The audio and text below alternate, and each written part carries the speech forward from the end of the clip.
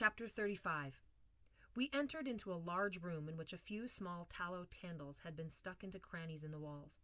Despite the sputtering light, it was a dim and smoky place that reeked of bad ale, stale bread, and sour wine. Trestle tables and benches, more than I had ever seen in one place, stood beneath a low-beamed ceiling. The floor was made of thick wood slabs, strewn with dirty rushes. To one side stood a kind of counter, upon which sat rows of wooden tankards. Behind this counter stood a large, buxom woman, dressed in a brown, grease-spotted kirtle. She had a lopsided white linen cap upon her dark and gray-streaked tresses. Around her waist was a belt of glassy rosary beads, from which dangled a leather purse. Wooden pattens were on her feet. As for her face, it was a flushed and rosy red. Her nose was flat, as if it had once been broken. Her cheeks were sunken too. Withal, she cast off a brimming, bustling force. When we came forward, she squinted to see who was there. As Bear loomed large before her, a grand grin spread upon her face, revealing not just joy, but a complete lack of teeth. "God's wounds!" she cried, with lisping, spittle-spraying laughter. "It's the Bear set loose among us again." "And on my honor," Bear said, his voice booming, his arms spread wide, "it's the widow Daventry." The two embraced in the middle of the room. "Welcome back to Great Wexley," the woman said, pushing Bear away even as she looked at him up and down. "I was wondering if you'd come, but you've been true." "Fair lady," Bear laughed, making a mock bow, "I always keep my word." "But once again, sir, I fear you've not come to court me," she said. "Alas, it's my other business," said he.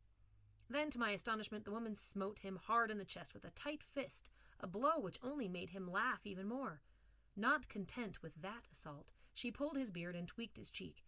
"And what escapades have befallen you since we were here last?" she asked, laughing with such delight I could not keep from grinning too.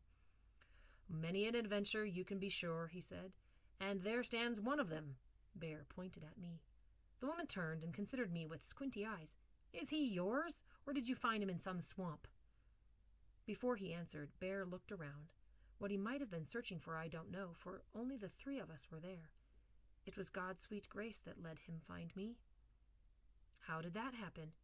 "We met in an abandoned village. He had fled his village." "Did he?" the woman said, and looked at me with new interest. "For what reason?" "In search of a grander world," said Bear. "And what of his father, his mother?" "Both gone to a better world."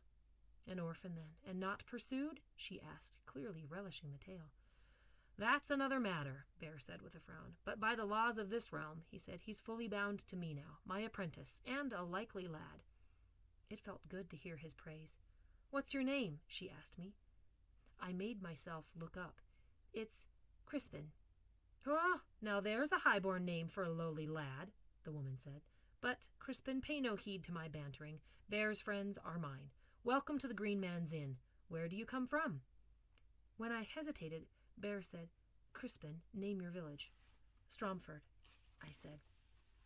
"Never heard of it," the woman said with a shrug. "One of Lord Fernival's holdings," Bear said. "Lord Fernival?" the woman said, turning from me back to Bear. "Have you not heard the news?" "That Lord Fernival died," he said. "Aye, 2 weeks ago," the woman said. As Bear made the sign of the cross over his heart, I said, "How did you know?" Not sure which surprised me more, that he had known or that he hadn't told me. "The black cloth draped around town," he replied, "and the extra soldiers at the gates." "To be sure," the woman said. "When great men die, there's always unrest. He died in his bed," she added, "from the wounds he earned at the French wars. I suppose it will only encourage your enterprise," she said with some unease. "Widow," he said, "it's not my enterprise." As I watched and listened to the two of them, it was clear she had more knowledge of Bear and his business than I. It gave me a jealous pang. "Who will succeed the lord?" Bear said. "He has no legal heirs," the woman said, "though it's been rumored there are some illegitimate ones." "And all his property?" "It now belongs to his widow, the Lady Fernival, unless some bastard son with an army at his back makes a claim. Or until she marries, if she marries. But they say that's unlikely. She's not the type to relinquish her new powers. She never traveled with Lord Fernival, but preferred to stay in her court. You know what women say," she added with a grin. "If the first marriage is a gift from God, the second comes straight from hell." That said, there was an awkward moment of silence. Bear was tense. I did not know exactly what had occurred, but it made me recall something Father Quinnell had told me once at confession. A moment of silence in the midst of talk means death's angel is close at hand. And I shuddered.